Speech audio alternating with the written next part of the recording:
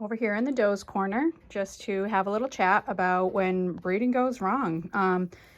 You know, you might be wondering, why am I showing this a bunch of videos of me not having success with my rabbits breeding?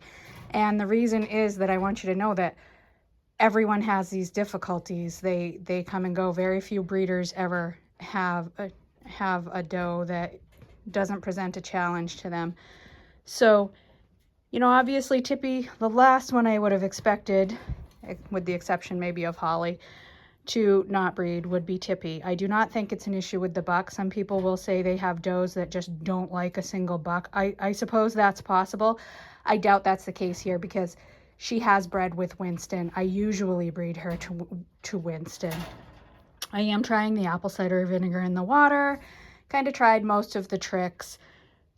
And like I said in the other video, now I'll give her some time off, see if we can reduce her weight a little. Although I did just throw her on the scale and she's weighing in at 10.3.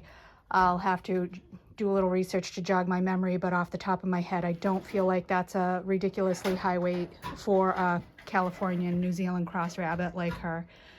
Probably could stand to take a little bit off, but I'm not entirely convinced. Maybe that's the issue, maybe it's not. We'll just have to see how it goes. And again, eventually, like if she just refuses to breed and she's non-productive, as much as I like her, she's going to become a cull. You have to really be kind of disciplined with this because, you know, I keep 4 doe cages. She is 25% of these breeders and she's giving me nothing, where I just had 2 litters born this week. Aster, who we didn't even think was bred.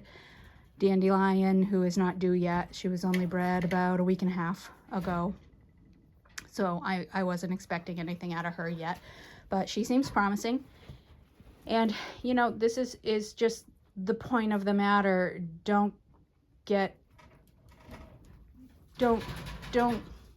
feel like you're not doing anything right. If you're having difficulties breeding, it happens. And I will say, this is October going into November. If you scout around on the rabbit groups this time of year, I'm certainly not the only one. There's a lot of talk about, hey, like my proven does aren't breeding, this doe's giving me an issue, what's up? Could be a time of the year thing. The days are shortening. I do usually breed fall and winter, but this probably is the time of year when it's a little more difficult. I feel like even in January, they're probably a little easier to breed than right now.